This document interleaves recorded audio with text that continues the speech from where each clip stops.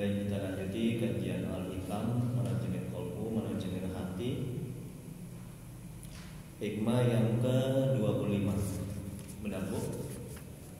Ya. Yang lalu 2 hikmah. Ya, 23 sama 24. Nah, baik kita bacakan hikmah yang lalu. Nanti bagi yang belum mendapat kalam hikmah kitab Al-Hikam hikmah 23-24 nanti bisa diambil setelah pengajiannya. Hikmah yang ke-23 ini yang lalu ya, kajian yang lalu. Syekh Al-Imam Ibnu Athaillah As-Sakandari, semoga Allah merahmati dan meridhoinya. Amin ya rabbal alamin. Beliau mengatakan dalam kitab Al-Hikam kalam hikmahnya, mengherankan bagaimana yang ada menyatu dalam yang tiada, atau bagaimana yang baru bisa tetap bersama zat yang punya sifat keabadian. Jadi Allah ini maha kekal. Dia ada sebelum alam ini ada, sebelum kita ini ada. Nah, kemudian bagaimana mungkin kita ini binasa, hancur? Bagaimana mungkin yang maha kekal, yang maha ada, itu bisa terbimbing, terhijab mata hati kita dalam melihatnya. Ya, ini Pak Haji Paling ya. Kenapa mata hati kita tidak bisa melihat Allah? Ya. Melihat Allah maksudnya mata hati tidak bisa menyadari, mata hati tidak bisa memahami. Ketika kita melihat anak itu belum taat, mata zahir melihat anak belum taat, maka mata hati melihat yang membuat anak tidak taat itu Allah, yang menghendaki itu Allah, yang menentukan itu Allah, yang menciptakan itu Allah. Nah, coba sadarkan mata hati seperti itu. Kalau enggak kita akan stres, sengsara, menderita. Ini manajemen hatinya.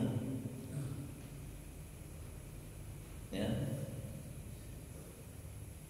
Jadi kalau kita nggak terampil menata hati kita di dunia ini, kita nggak akan bisa selamat dunia akhirat. Tapi kalau kita terampil menata hati kita akan selamat dunia akhirat. Ustaz, suami saya Ustaz nggak mau dia sholat. Ya karena ibu mata zahirnya hanya melihat suami. Itu akibat hati ibu masih kotor, masih banyak maksiat dan dosa. Jadi hati itu terhijab, terbimbing dari melihat bahwa yang membuat suami ibu itu nggak sholat adalah Allah pada hakikatnya. Sebelum alam ini ada, sebelum kita ini ada, kan Allah sudah menentukan. Ya kan Ustaz? Sudah menulis di kitab Lauh Mahfuz, kan ada dari dalam Al-Quran. Sudah selesai diciptakan suami kita ini kayak apa, jahat, bandel, taat atau tidak, ya kan? Nah, coba manajemen hatinya itu, coba hati sadarkan seperti itu. Itu setan menjauh, nafsu jinak terkekang. Ya. Mereka itu nggak berkutik untuk membisikkan kita keburukan. Saya udah praktekkan, saya udah coba, alhamdulillah. Allah kasih saya ketenangan hati, kedamaian, dan saya bisa bersabar. Tapi kadang-kadang nggak sabar juga. Masih belajar. Ya Ustaz ya, jangan Pak. Namanya masih belajar ya. Ustaz bukannya bagus-bagus sekali ya, bukannya bersih-bersih kali. Kita ini sama masih belajar. Belajar mendekatkan diri kepada Allah, belajar membersihkan hati, mengolah hati, ya, belajar untuk bisa pasrah, ikhlas, tawadhu, berserah kepada Allah. Dia hati nih, hati. Ya, jangan sibuk ngurusi badan. Pak, ibu mau kemana Bu? Oh, saya mau fitness ini. Badan saya ini gemuk kali, naik 2 kilo.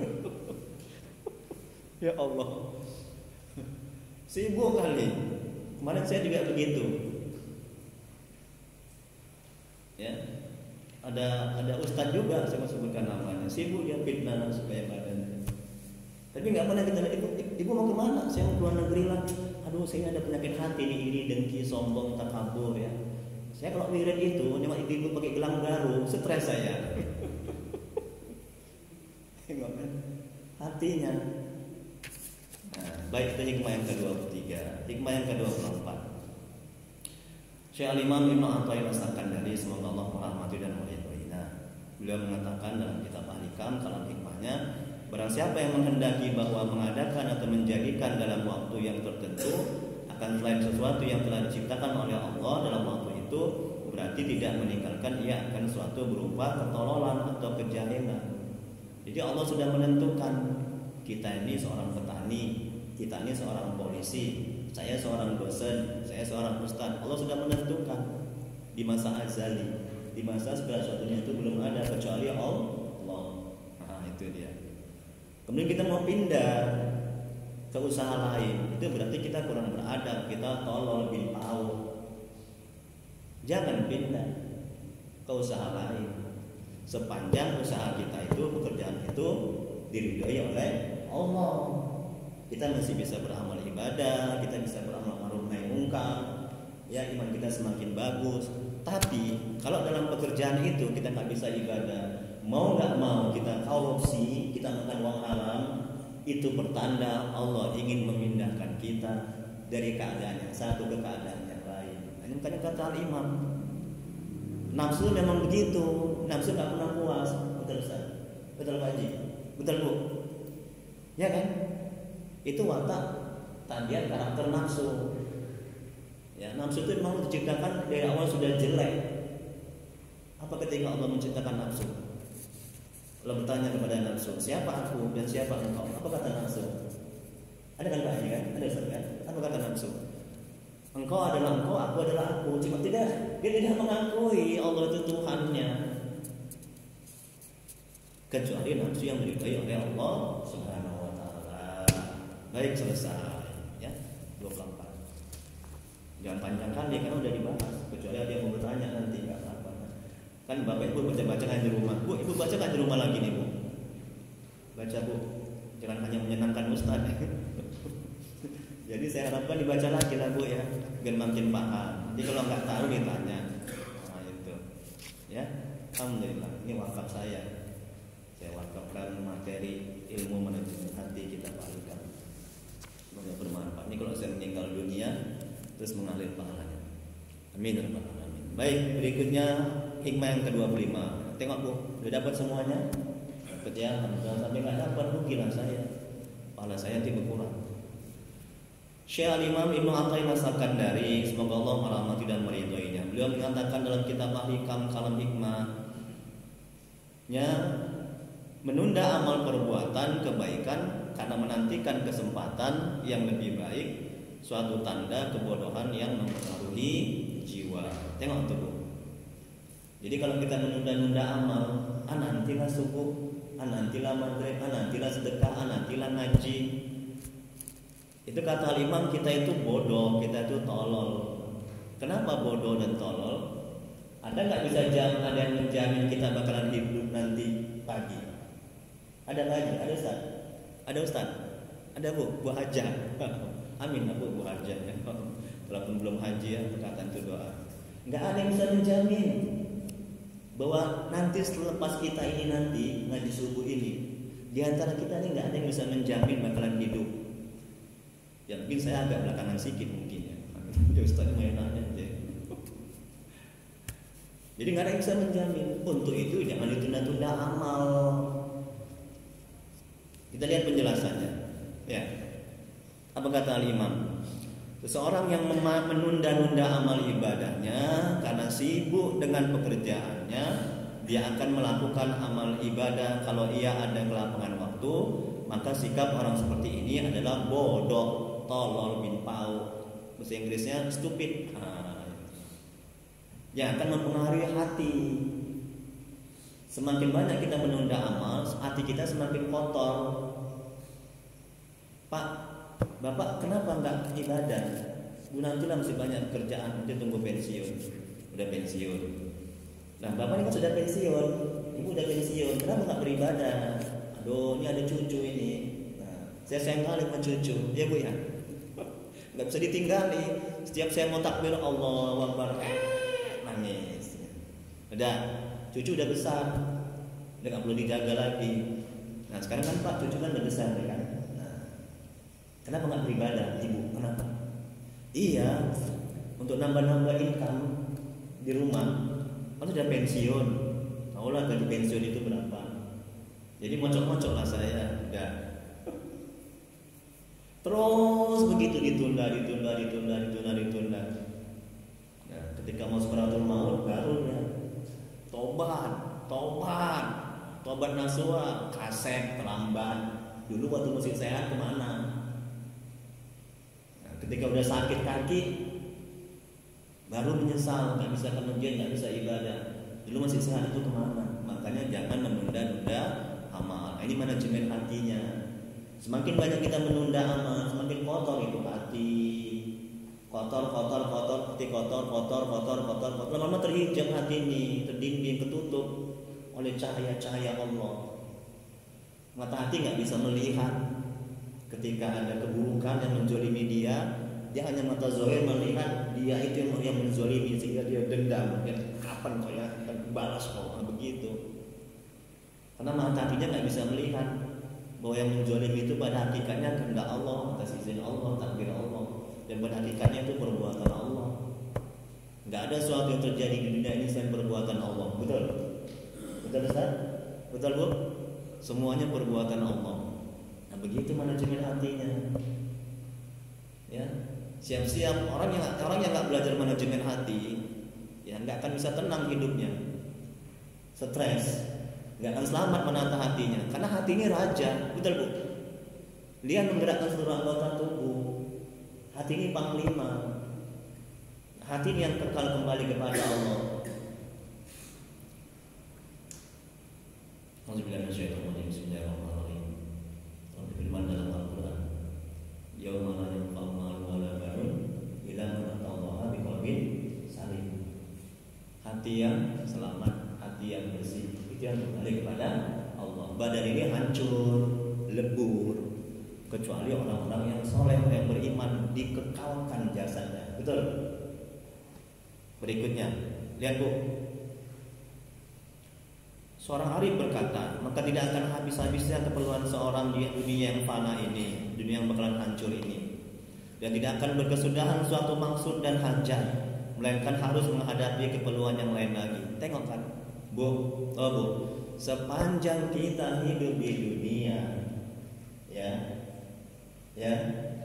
pasti ada aja kegiatan kita, keperluan kita, hajat kita. Betul? Kapan nggak ada nanti?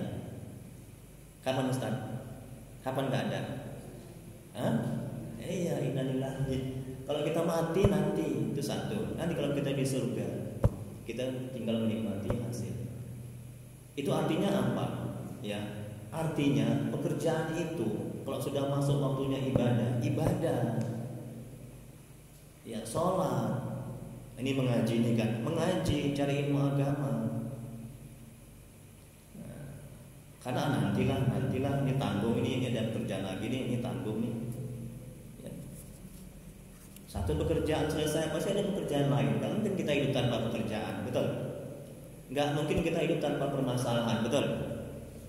Saya kemarin baru dapat masalah, ini sekarang dapat masalah lagi. Masalah yang paling berat siapa? Siapa Bu? Ustaz, maaf, Nabi. Ya kan? Semakin berat permasalahan itu dan cobaan itu, semakin mulia, semakin terhormat, semakin tinggi derajatnya. Yang kedua siapa? Para sahabat, ya, tabi'in, wali-wali Allah. Berikutnya, yang lagi Bu. Ada beberapa alasan kenapa seseorang disebut bodoh dan tolol dan merugi dalam menunda amal ibadah. Itu yang pertama, dia lebih mendahulukan kepentingan dunia atas akhirat, padahal dunia fana, hancur, dan akhirat kekal. Firman Allah Quran surah Al-A'la ayat 16 sampai 17. Apa kata Allah? Tetapi kamu memilih kehidupan dunia, sedangkan hari kemudian itu lebih baik dan lebih kekal. Wal akhiratu khairun minal ula. Akhirat itu lebih bagus, lebih mulia, lebih baik. Ini manajemen hatinya, Bu. Saya kasih tips manajemen hatinya.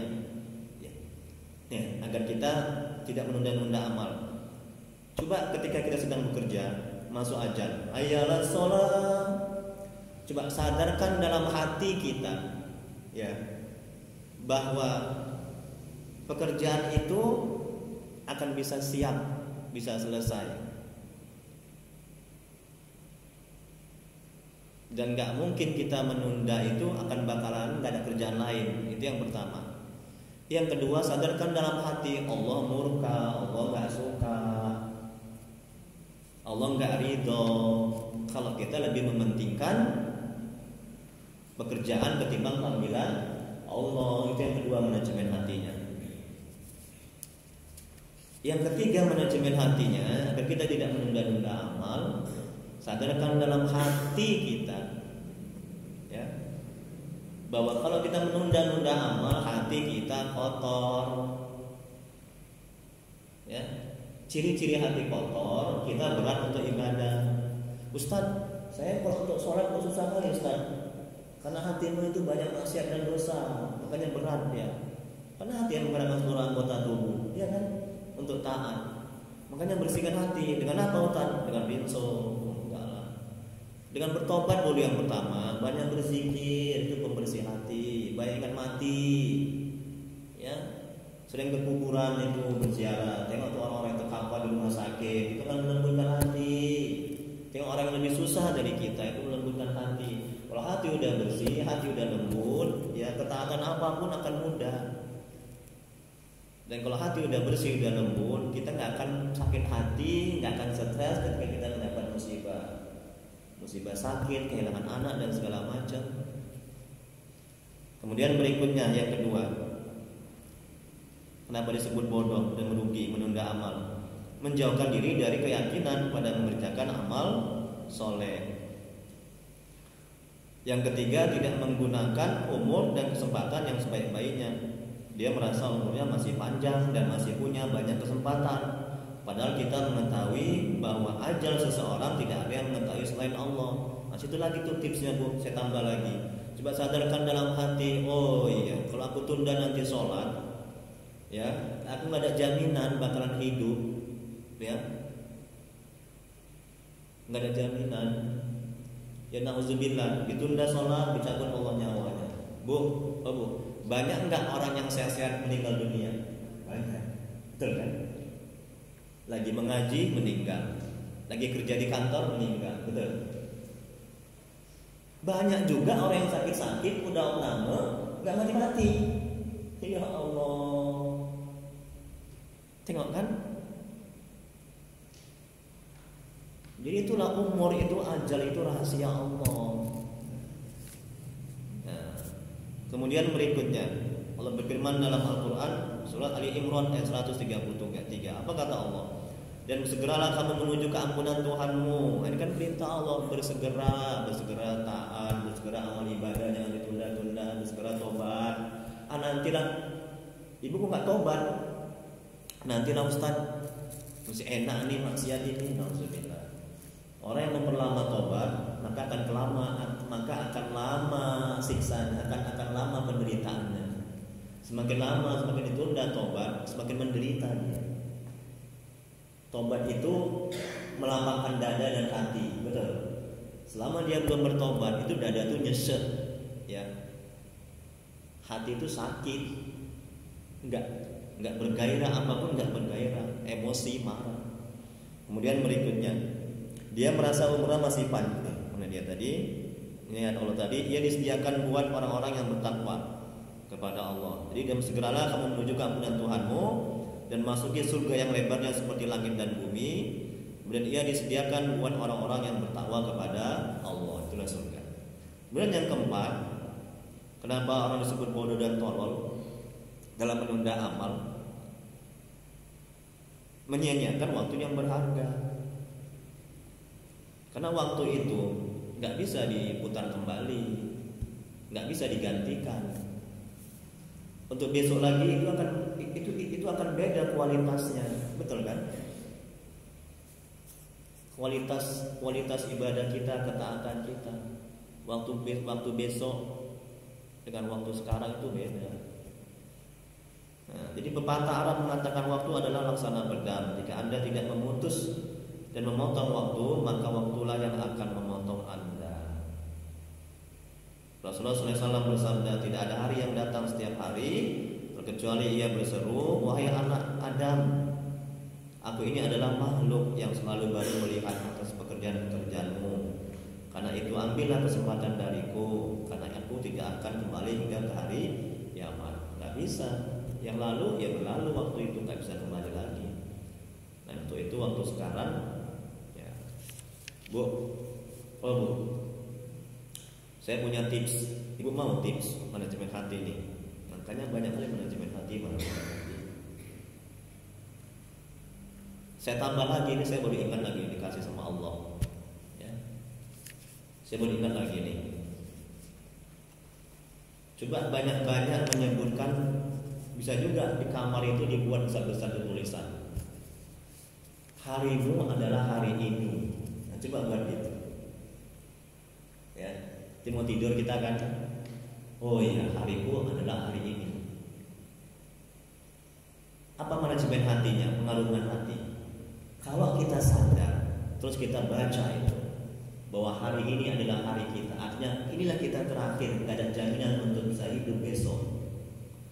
Kita akan memperbagus amal ibadah, kita akan memperbagus tobat, kita akan perbanyak ketaatan kepada Allah. Betul? Kita gak akan menunda-nunda amal. Harimu adalah hari ini. Coba buat gitu. Jadi ketika ada kawan mau gosip, ingat hariku adalah hari ini. Gitu. Tahu nggak? Ibu bulan-bulan dia kemarin utang sama saya. Hariku adalah hari ini. Dia bilang gitu, cakap gitu. Ini setelah ngaji sama Ustaz ini agak gimana gitu. Hariku adalah hari ini. Sadarkan dalam hati. Ya. Nah itu manajemen hatinya. Supaya kita termotivasi dan tidak menunda-nunda amal dan perbanyak amal karena nggak ada jaminan. Sadarkan dalam hati. Kemudian berikutnya, seorang arif berkata, kita berjalan dalam hidup dan kehidupan adalah untuk keperluan-keperluan kita dan kepentingan-kepentingan orang-orang yang hidup, di mana semua keperluan dan kepentingan itu tidak ada habis-habisnya. Tengok, kalau misalnya ibu seorang pengabdi pemerintah, ibu kerja di kantor, bapak kerja di kantor, ya melayani orang itu, ada nggak habisnya? Nggak ada habisnya kan? Terus kita layani pekerjaan itu, jadi nggak ada habis-habisnya. Kalau bapak ibu nanti pensiun, ada lagi kerjaan lagi. Apa? Melayani cucu, kayak sana kayak itu ada ondel-ondel, udah kita layani, nggak ada habis-habisnya. Ya, jadi untuk itu jangan ditunda-tunda amal. Kemudian berikutnya lihat tuh halaman 2, maka pegang ungkapan kalimat. Ini kan baru saya bilang tadi. Saya belum baca ini. Sudah saya baca. Ini udah lama kali kitabnya nih saya buat. Cuman saya lupa. Ya. Syaratnya banyak untuk membuat kitab menikah. Maka pegang ungkapan kalimat harimu adalah hari ini. Tengok Bu. Artinya belum tentu kita akan hidup sampai esok. Karena hari esok masih berada di alam gaib. Betul kan? Sehingga kita akan segera mengerjakan amal ibadah sebaik mungkin, berbuat baik kepada orang lain dan tidak sibuk memikirkan masa depan yang masih berada dalam gaib. Hal ini membuat jiwa hati kita tenang, batin kita tenang. Bu, kalau ini kita tanamkan di harimu adalah hari ini, Bu, kita nggak punya waktu untuk gosip ngurusin keburukan orang lain, betul?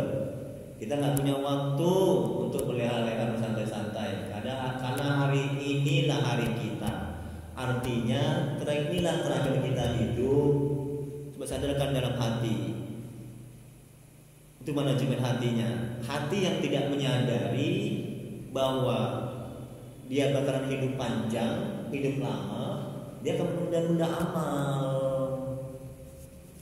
Dia nggak akan segera bertobat. Dia tidak akan memperbagus amal. Hatinya nggak sadar. Dia merasa dia hidupnya panjang, umurnya panjang. Dia merasa dia akan sampai esok. Kalau nggak ada jaminan yang bisa sampai. Betul kan Bu? Nah, ini kata adalah hari ini. Rasulullah SAW bersabda, lihat lagi Bu. Dan satu lagi Bu, kita kan stres, sengsara, menderita. Hati kita, akal pikiran kita. Kalau kita merasa kita akan bakalan hidup sampai hari kiamat, sampai panjang, stres kita itu, kotor hati itu. Tapi kalau hati kita merasakan, ya kita bakalan hidup hari ini saja, itu hati semakin bersih, itu setan menjauh, nafsu jinak dan terkekang. Efeknya apa? Kita akan memperbanyak tobat, memperbanyak amal ibadah, sibuk dengan amal-amal kita. Betul? Karena sadar dia, inilah terakhir dia. Tapi juga nggak boleh minta mati, itu kan beda kan? Kita lanjuti. Rasulullah SAW bersabda, ingatlah, lihat lagi Bu. Di antara ciri orang yang berakal adalah berpaling dari tempat yang penuh tipu daya. Ini bukan dan ya, dari ya. Dari tempat yang penuh tipu daya. Itu ciri-ciri orang berakal. Kata Nabi. Dan beralih ke tempat kekekalan, serta berbekal untuk berhunian di alam kubur dan siap-siap untuk hari kebangkitan. Ya. Firman Allah dalam Quran surah Al-A'la ayat 16 sampai 17. Apa kata Allah? Tetapi kamu memilih kehidupan dunia, sedang hari kemudian itu lebih baik dan lebih kekal. Tengok kan? Jadi orang itu disebut orang yang gak berakal, kata Nabi, kalau dia lebih sibuk dengan dunia ketimbang akhirat. Dia gak berakal. Kenapa disebut gak berakal? Kalau dia berakal, ya sadar dia bahwa dunia ini akan hancur, dunia ini binasa, dan gak ada habis-habisnya keperluan orang di dunia. Semakin dicari dunia, semakin haus, semakin kurang. Kayak minum air laut, betul? Ya, semakin kering tenggorokan, gak ada habis-habisnya. Udah selesai ini ada lagi. Kapan habisnya? Mati baru. Nah. Kemudian berikutnya Rasulullah SAW bersabda, orang pintar adalah orang yang menundukkan nafsunya dan beramal untuk kehidupan setelah mati. Sedangkan orang yang tolol, bodoh, tidak berakal adalah orang yang memperturutkan hawa nafsunya dan banyak berangan-angan kepada Allah. Apa itu angan-angan? Hanya menginginkan tapi dia tidak berbuat. Andai kata umpama jikalau aku jadi wali Allah, doa aku makbul, aku banyak karomah, tapi dia tidak ibadah. Itulah angan-angan. Andai kan aku kaya, aku membangun masjid ini segala macam, tapi nggak kerja. Kemudian berikutnya dalam sufuk Nabi Ibrahim, semoga Allah merahmati dan meridhoinya, alaihissalam, dikatakan dianjurkan kepada orang yang berakal selagi tidak terkuasai akalnya oleh nafsu untuk mengalokasikan waktunya. Ini Bu, semoga kita bisa mengamalkan Bu. Yaitu yang pertama, waktu yang digunakan untuk bermunajat kepada Allah yang Maha Agung. Berapa menit mesti kita alokasikan. Ya. Yang kedua, waktu untuk mengintrospeksi diri itu harus ada, kita alokasikan. Yang ketiga, waktu mentafakuri ciptaan Allah yang Maha Agung lagi Maha Mulia, itu harus ada. Dan yang keempat, waktu untuk mengosongkan diri dari kebutuhan makan dan minum. Ini bukan dan tapi dari kebutuhan makan dan minum, itu harus ada. Kalau keempat-empat ini nggak kita jalankan, kita nggak akan selamat dunia akhirat. Kita tentu akan cinta kepada dunia, tamak, rakus. Yang kita semakin jauh dari Allah, bukan semakin dekat. Kita nggak akan bisa mengenal Allah kalau waktu-waktu yang keempat ini tidak kita laksanakan. Dan bermunajat, introspeksi, tafakuri. Kemudian berikutnya dianjurkan kepada yang berakal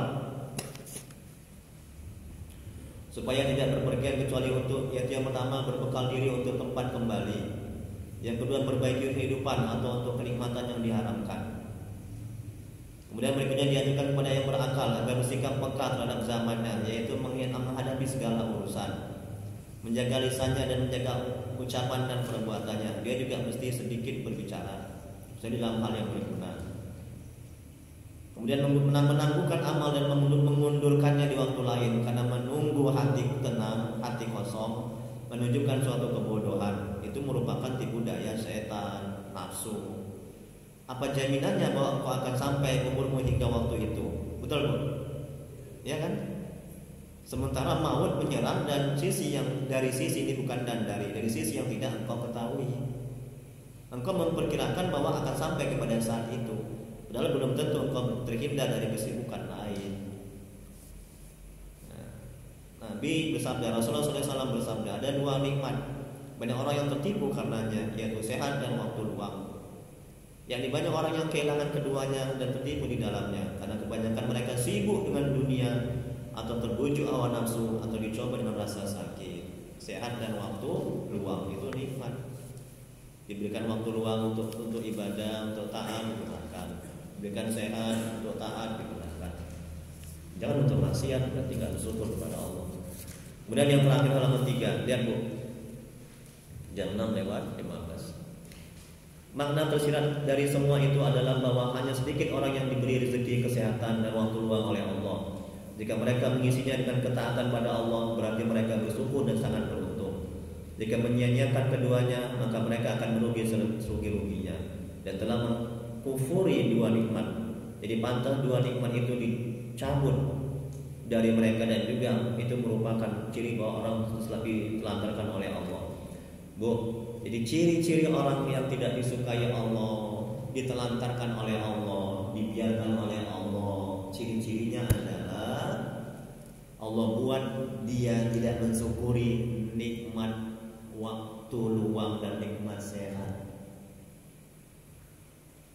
Allah buat dia bersenang-senang dan tidak menggunakan itu sebagaimana yang dikehendaki oleh Allah. Kemudian berikutnya Syekh Imam Ibnu Athaillah Sakandari, semoga Allah merahmati dan meridhoinya. Kecelakaan terbesar adalah saat tanganmu sedikit kemudian engkau tidak menghadap kepadanya. Itu celaka itu. Di saat kita banyak waktu luang, kita nggak taat, kita nggak kembali kepada Allah, kita nggak cari ilmu agama, itu celaka. Itu ciri-ciri orang celaka itu. Ini kata Imam. Ya. Kemudian manusia wajib memutuskan keterikatan dan rintangannya, tidak menuruti hawa nafsunya, dan menyegerakan melayani Allah serta tidak menunggu waktu lain. Karena kefakiran berjalan seiring waktu. Istilah waktu dengan tafakur, meneliti, zikir, menghafal atau melayani guru yang bisa mengumpulkan kepadanya, menyampaikan kepada Allah. Seorang fakir atau orang yang berhajat kepada Allah tidak akan berpikir dan tidak bergumam atau qomat kamit kecuali di dalam menghadirkan hati kepada Allah atau dalam suatu yang menyampaikannya pada hadirat Allah. Bila seorang hamba bekerja dalam urusan duniawi, ia sibuk sehingga ia sulit untuk beribadah kepada Allah, dan ia menunggu hingga tidak sibuk lagi dan punya waktu untuk beribadah, maka sungguhnya ini merupakan suatu kebodohan. Orang yang terakhir, orang yang punya akal harus menolak waktunya 24 jam sesuai dengan yang Allah ridhoi. Di dalam surat Ibrahim disebutkan, semoga Allah merahmati dan meridhoinya, hendaknya waktu itu dibagi menjadi 4. Yaitu yang pertama bermunajat kepada Allah, sholat, berzikir, baca Quran dan lain-lain. Yang kedua muhasabah, menghitung kembali berapa banyak umur yang kita habiskan untuk agama dunia, berapa banyak dosa yang dibuat, dan berapa banyak amal yang kita siapkan untuk bekal pulang ke akhirat. Bu, orang yang tidak pernah muhasabah itu amalnya itu jelek, amalnya itu nggak bagus, amalnya itu tidak akan meningkat. Apa muhasabah? Menghitung, evaluasi, introspeksi atas amal-amal yang sudah kita kerjakan. Ya. Kalau misalnya kita ada ketaatan, kita bersyukur. Kalau kita melakukan maksiat, kita bertobat. Apa yang kita belum pandai, kita masih iqra, baca, pelajari, belajar.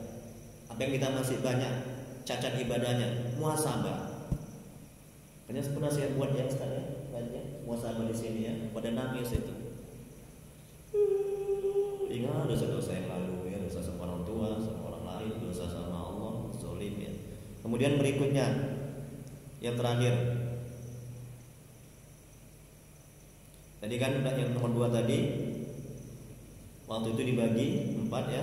Kemudian yang nomor 2 tadi berapa banyak dosa yang dibuat dan berapa banyak amal yang kita siapkan untuk bekal pulang.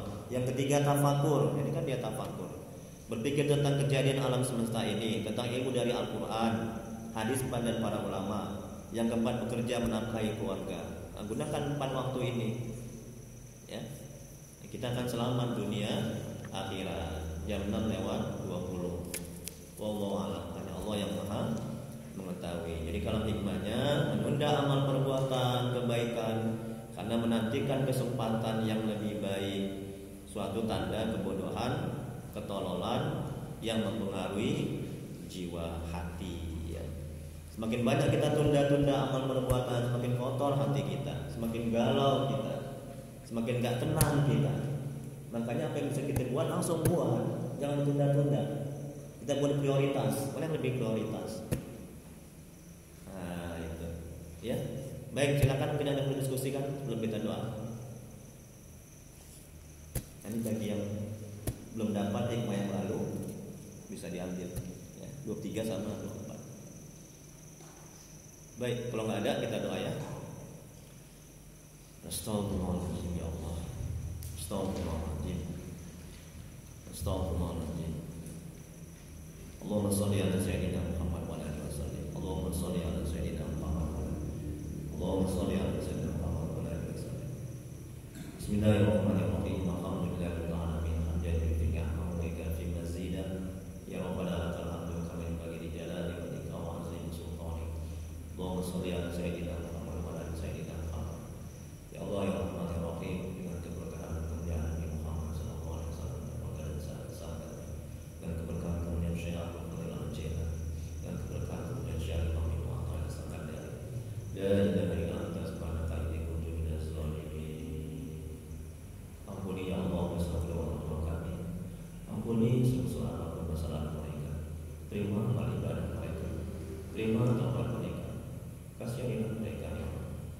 Ya Allah, ya Maha Pengasih lagi Maha Penyayang. Ampuni dosa orang tua kami telah mendahului kami. Jangan mereka dari siksa kubur, jadikan kuburan mereka tahan surga. Tempatkan mereka di surga sebagai surga ya Allah. Ya Allah, ampuni dosa dan maksiat kami ya Allah. Ampuni sebesar apapun masa lalu kami. Terima taubat kami, kasihanilah kami ya Allah. Terima amal ibadah kami ya Allah. Ya Allah yang Maha Penata, ampuni dosa kaum muslimin dan muslimat ya Allah.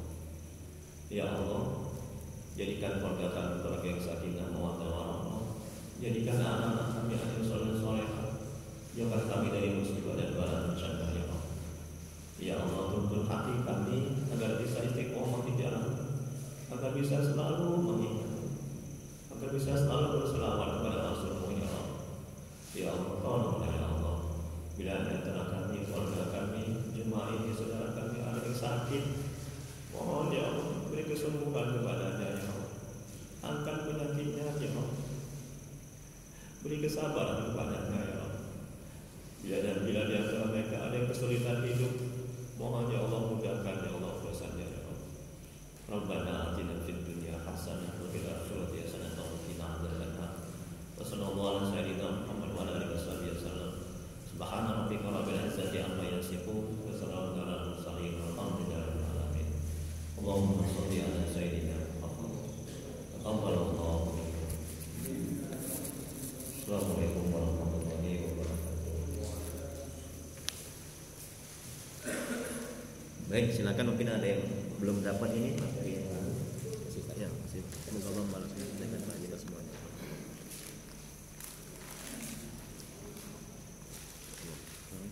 Set, yang mana? Dua-dua. Oh, dua-dua nggak ada. Dua-dua nggak ada. Belum dapat. Benar. Oh, insya Allah yang ada. Tapi diingatkan kalau. 2324. Oh, dia 324. Nggak ada ya. Ini 23 ya. Ah, ini. Ya. 23. Oh, ya 23 24. Satu apa? Jadi dijadikan satu, ha. Karena dua hikmah kemarin dia.